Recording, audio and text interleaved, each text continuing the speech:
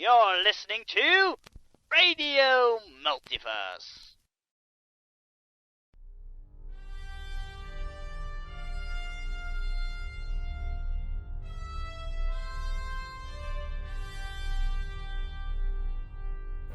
Space, the ultimate frontier.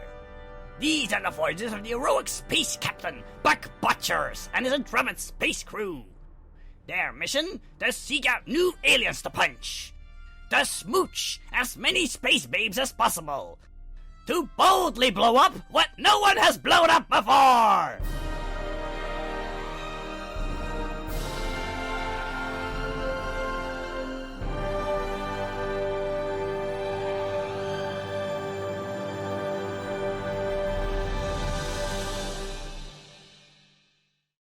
Hello and welcome back to RadioMultiverse RPG with your host, Ramsey. And today we have a very special episode because it's our belated Easter special. But here where I live, it's still the Easter holiday, so if you ask me, it's still good. So, yeah, and we have a very, very special episode today, because normally we'd be either be continuing with either Richard's or my game, but instead Douwe has prepared a very special episode for us. A kind of a spacey episode, right, Douwe? Yes, indeed. I've named it STARRPG. Because, well, why not? And we're going to put the universe in RadioMultiverse today. Ah! Cool. Yes, in honor of the Easter special, I have a special treat for you, and I'm going to tell you exactly what it is in just a few moments. But first, how are you all? I'm doing great. How about you, Dries? I'm good. Oh, you look I love relaxed. how he just.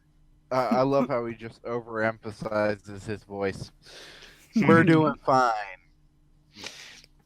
Excellent. How about you, Then Douwe? I am good. I've had a fighting tournament yesterday, so I'm a little bit sore in places. And yeah, well, yes, places like my knee. Oh, that place. Yes, indeed. Like Is it my both knee. knees or just one knee? Just the one knee. So yeah, it was a mistimed kick. We both kicked at the same time, and because of the system, the rules of the system, you then have to kick each other right in the shin or right in the knee. Otherwise, you get a warning or a minus point. We So, yeah. we need each other. Yes, we need each other. I'm glad to hear that my players are getting in the swing of things, because today it's going to be a little bit less realistic. I've Also, been that taking was a bat.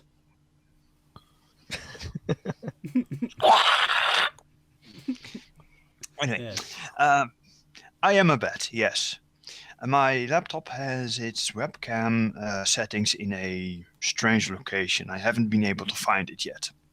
Maybe they installed it backwards. That's also a good possibility. It's also a good possibility. Or maybe I am the Batman. Who knows? You just live in an upside down world. It's kind of crazy here. It's called the Netherlands. Indeed. You're certain it's not Australia? It's been too late. I'm not going to try and sound Australian and fail miserably. Right, now let's see. On today's episode, the Easter special of RadioMultiverse, we're going to find out if the crew of the if this crew can defeat the deadly Ligarian advance fleet before it lays siege on planet Earth. How can one small science vessel stop an entire fleet filled with bloodthirsty warriors? And what has driven the proud, honorable Ligarian warriors to declare war on a planet so pathetic, even the Quacklings do not run their planetary invasion scam on it? And what magnificently malicious master plan are the mysterious Martians planning for us all. Found out today in STARRPG. I'm ready. Good. We start off. Don't do that. Thank you. We start off at the Intergalactic Council of the United Space Alliance, amidst the cloudy spires of planet Washington. The Fulian representative stands up at the Intergalactic House and says, "What? The Ligarian Empire has declared war? On who? On a primitive planet called Earth? The Ligarian delegation, what is the meaning of this?" And then you see a trio of barrel-chested, muscle-bound Ligarians, human-shaped rabbits with shark-like teeth. "This does not concern you. Back off now or lose something." He pulls out a vibro knife and sharpens it on his teeth as attachés open up their briefcases and pull out laser rifles. The Fulian, "This will not stand. Which of our ships are in the sector of this planet Earth?" And it goes, "It is our only ship in the sector is the SRS Ingenious Endeavor, sir. Captained by Bucks Butchers." The Ligarians attachés start laughing up raucously. "Ha! That fool! Just one ship. This is going to be... We're going to smash right through them." The diplomat backhands them both into the floor and looks disappointed. The Fulian representative goes, "Oh God, planet Earth is doomed." As we speak, a large fleet of angry Ligarians is cruising towards Earth, and there's only one ship that's going to stop it. A small science vessel that has gone to the backwaters of this solar system to escort a group of sociologists and anthropologists to planet Earth to set up a hidden observation base to see how these humans are progressing. Yes. Before setting up base, they need to stop off by the Martians, who have long studied the human race for their own noble schemes. And that's where the crew is right now. They were talking to the Grey Martians, and then they discovered something unusual. The Green Martians and the Grey Martians have suddenly come to some kind of agreement. And in the ancient days, when the Martian Empire still spanned in numerous galaxies, and they ruled their territory with an iron fist, the worst of times when the smart Grey aliens and the warlike Green Martians both combined their forces into one deadly fist of science and action. And there, following a few leads, they discovered a new war fleet. A new Martian war fleet being built with the latest in technology. And surrounding that was a mysterious dreadnought of strange design. Now, how does the crew of the SRS Ingenious Endeavor, what do you do with this information? Okay, so we Science found out that officers? they... Yes, you found a war fleet of the Martians. Everybody has a war fleet. Permission to speak freely, sir. Granted, Lufterkin. What's on your mind? Let's blow it up. Usually I'd be inclined to agree with you, but I don't know. I think we'd have more use for an entire war fleet than blowing it up. Sir, we have 100 crew on this vessel. That is a war fleet. Each one requires at least 30 people to command. Let's blow it up. Keep the Martians from regaining their territory. So, okay, sorry, you've lost me for a moment. Out of character, we found an ancient, Martian war fleet, right? No, brand new, No. being built Oh. as you Brand new. speak. Yes. Oh, we just discovered the that they're working on it. Oh, okay, cool. Yes. Yeah, that's what actually I'm saying. you've yes, and they're actually building a dreadnought. That's the worst kind of threat you can have because these small moons basically destroy anything that's in their path. This calls for drastic measures. You can't let the Martians complete an entire war fleet. It would be a great threat to the Noble Alliance. Setting the self-destruct now. No! It's not time for the self-destruct. Just yet. This calls for an ingenious plan. Damn. Cue I Mr. sit back Silver. Cue Mr. Silver. Do you want to throw a monkey wrench into the proceedings of the Martian assembly boss that are making more and more shuttles? Sorry, flying saucers. Well, it's their own right to have a war fleet. As long as they're not using it. Well, they're probably going to use it, otherwise they wouldn't build one. Indeed, and the United Space Alliance is dead set against another war. And this is definitely a war fleet. Just look at all those guns. Maybe they're expecting something. How about we sneak a bomb aboard? By the way, do we have teleportation technology? I don't know. Do you? I Let don't me know, go. I'm asking you, you're the GM. Let's see. No, still have on the base of shuttlecraft. Well, yeah. Okay. You still have shuttlecraft, and you have one experimental teleportation device.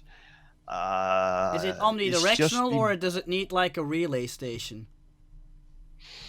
It needs a beacon. Yes. Okay, so it's not like in Star Trek where you can just beam down to the surface and stuff. Nope. You need Okay. you need to be very precise, otherwise all your atoms get scrambled all over the universe. Okay, cool. Not a good thing. Okay. And then there are the mishaps and the mutations and yeah.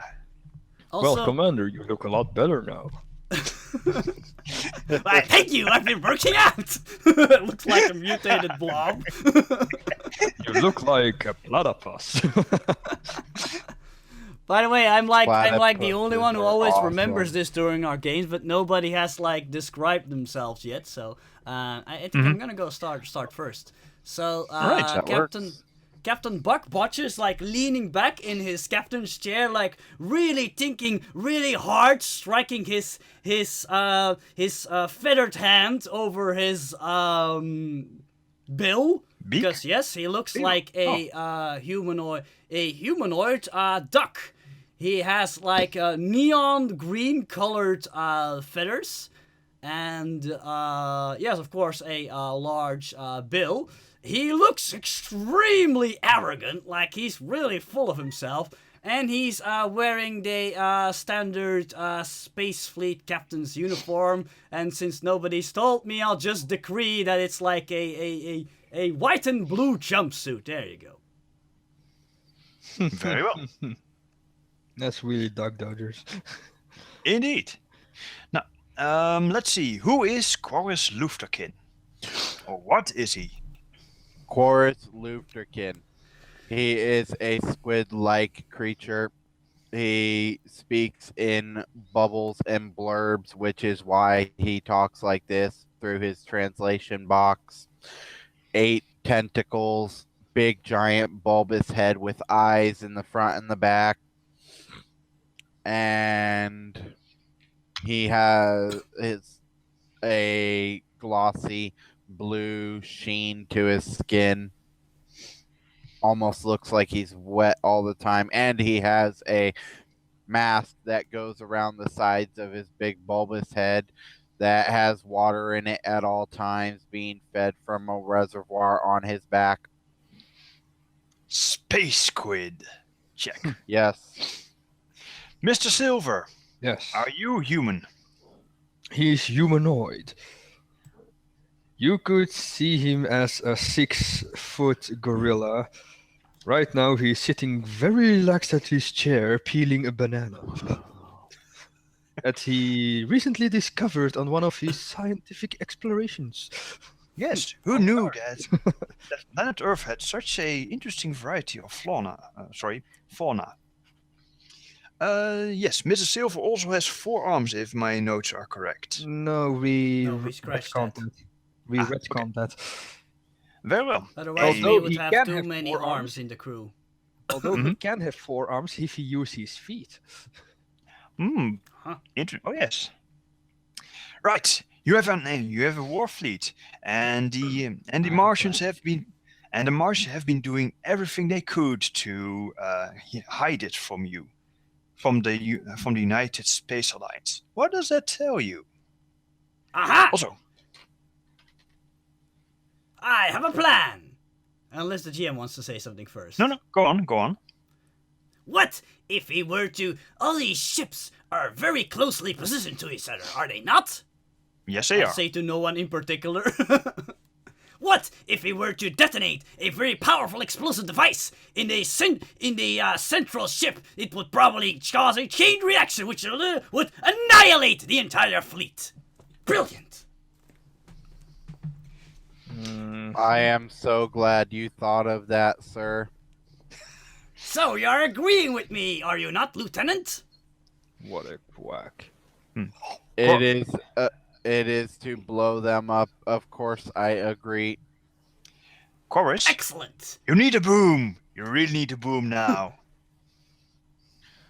When and where do I set the nuke? Right now. Lieutenant Lufterkin, please head down to Over. engineering. And he runs down to the elevator. All right. What he said. I'm like just pointing around. All right. Mr. Silver, these designs that the Martians are using, the Martians are highly advanced. They make technology seem like magic. Do you want to study the blueprints of these things or something along those lines? It's probably just child's play. Let's have a look at their magic. Right. You have science. Let's see. Yeah. Roll me a science and on any knowledge that you have on engineering. Finally, a challenge. Exactly. And then Chorus Lufterkin rushes in. Engineer, we have He stands up and mission. turns around you with his broad chest. That's Chief Engineer for you. Are we really going to do this again? Yes, every time.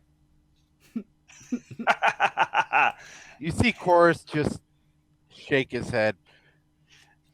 We have been tasked with building a bomb, a big bomb, a huge bomb, a bomb that will blow up galaxies and suns and stars and everything. And hold on. And don't forget the enemy.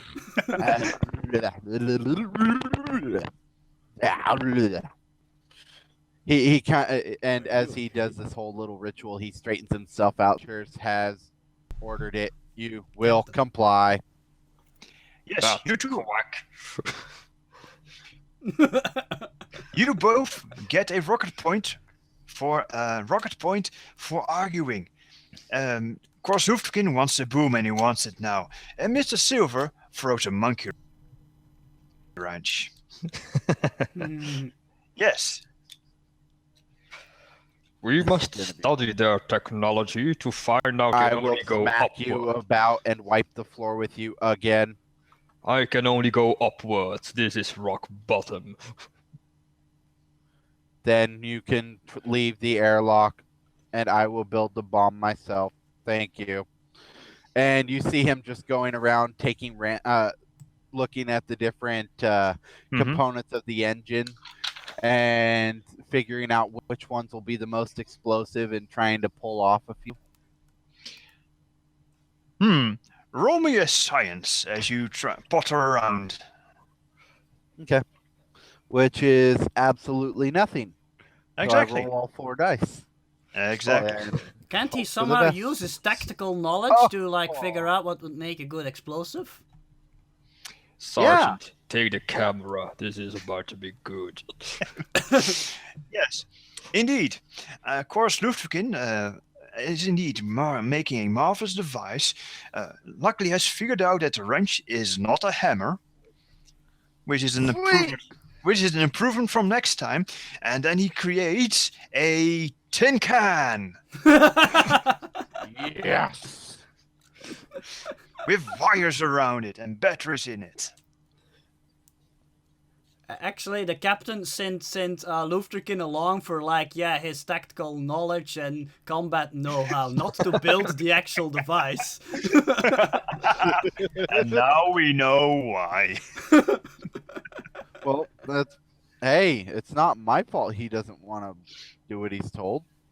Maybe we should take this up with the captain. Hey, Mr. Silver, do you want to kill a planet? Not today. Right. Well, We could of just course. ask him to stop it.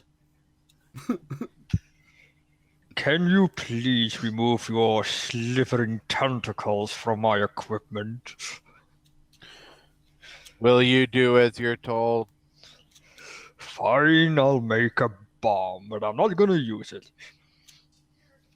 That's You not won't your need to job. use it. That's my job. Oh, All right. Luckily, Mr. Silver is a smart fellow, so he can create a bomb very quickly, and you can just walk all over to the neutron torpedo bay, order a neutron torpedo, and send it down to the planet. We need a neutron Actually, that- torpedo that can take out a fleet. That wasn't my plan. Well, what was your plan apart from blowing up the war That was fleet? step 1 of my plan. I haven't revealed step 2 of my dramatic plan yet. Drama. Dramatic reveal and stuff. All right. all right. Dries, I think you can make a bomb big enough to destroy the planet fleet. Let me Well, the see. thing is that it needs to create a chain reaction, so it doesn't really need to be powerful enough to destroy the entire fleet. Just enough to destroy the central one and the ones around it, and hopefully that will cause a chain reaction. Mr. Silver walks over to the engineering table. He picks up the tin can Make with it the look wires, like looks an at it, and goes, Yeah. "Muh." Wait, that's even better. Wow.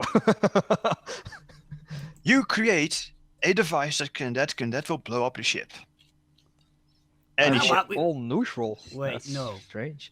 I was starting to think, how about we make it look like an accident, but that's not very bug botchers. It isn't.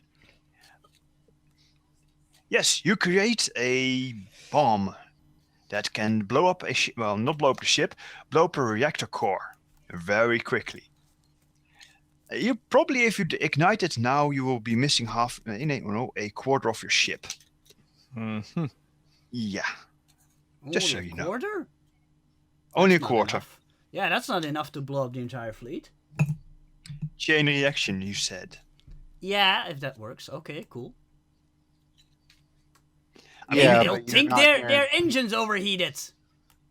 You're not If you- guaranteed that the chain reaction will work. Oh, you can always make a bigger one. If Oh, you well. so inclined. Our ships are way faster than that Martian junk. If they're wise to us, we'll just Actually. scram out of here. I'm gonna look over the schematics for the Martian ships while he's building the bomb. Sensor Are you readouts, actually, yeah. Using my tactical knowledge, what can I glean from them? You want to know the perfect placement for the bomb to explode? Not just that, but I want to know what their capabilities are, weapon-wise, speed-wise, Roll me- shields, all that kind Roll of me stuff. tactics. He has tactics? Where are they? I got a 4. They're Under under his soldier. They're what? Right. Somebody asked where your tactics were at. Yeah, under soldier. Anyway, where was I again? Oh yeah. Yes. Yes, tactics +4. Yeah. The Martian ships are kind of small small, and then you realize that Are they according to saucer these readings, shaped? yes, indeed, Cool. they're Martians. Of course, them ships are saucer shaped. These saucers are a lot smaller than you expect. They're what you guess are their frigates are actually only a half the size of a normal United Space Alliance frigate. Their firepower is a lot larger, bigger than that. You can't get a reading on the shields, but considering seeing these shield emitters, they are going to be very tough to beat in a fight. As I said, these are highly advanced attack craft. Wait a second, I just realized something. We just arrived there and we've seen this fleet, and our first course of action is let's blow it up! We haven't even asked them any questions yet. That is true. But they have taken very great pains to hide these things. I wonder something. Would we have, or do they have smaller attack craft within each of the crafts, or are these small ships just it? Do they have like attack drones, or is it just the ships?